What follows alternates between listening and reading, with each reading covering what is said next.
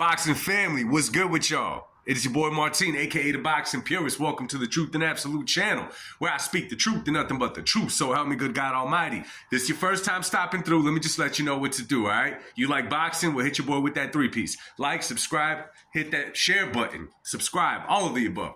Let's get right into this one. So, I read some interesting things, and guess what, man? Of all people, I don't know why I didn't think of this sooner, Of course, the boxing world, we've been going back and forth about Benavidez, Canelo, Benavidez. You got a large majority of people, that's saying that Canelo ducked Benavidez.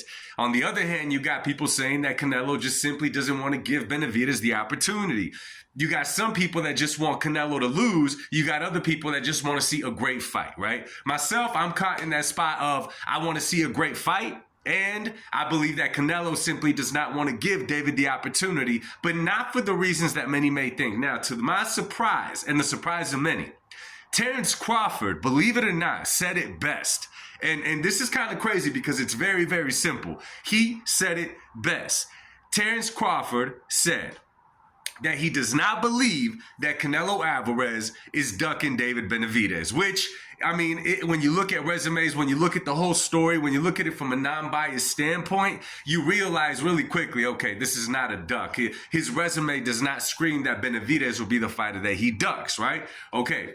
However, what Terence Crawford said is simply comes down to this. He does not like David Benavidez. He has been overly disrespectful. He does not like David Benavidez. Don't shoot the messenger. But then I started thinking about it because, I've been on here plenty of times saying, Canelo's not doing legacy fights anymore. Anything outside of a Dimitri Bivol, anything like that, they're not legacy fights. There's only to continue making money on Canelo's side, right? I've said many different things, but this is what ultimately makes sense because there's a lot of people out there that say, oh, this person disrespected him. This person disrespected him. Well, there's people that have trash talk. Billy Joe Saunders is one of those that Canelo said pissed Canelo off. However, at the time, he had something that Canelo wanted, which is one of his belts. When he fought Caleb Plant, he had a belt that he wanted at the time. And the trash talking didn't necessarily start until the press conferences happened. On David Benavidez's end, when you got a fighter like David, who's still, I'm not going to say early in his career, he's still making a name for himself outside of being the monster, outside of being the man that could hopefully dethrone Canelo. His own household name is what I'm speaking about, right? When he comes out of left field, okay, talking about Canelo's best performance was when he was on steroids, that he's scared to fight Benavidez, that Canelo's scared that he's going to take his fan base. When he starts talking all this craziness and you're still not a household name yourself. Now, a lot of y'all are going to say, David's done this, David's done that, David's done that. Household name, y'all. Listen to what I'm saying here, man. Let's get out of our feelings and let's just say it.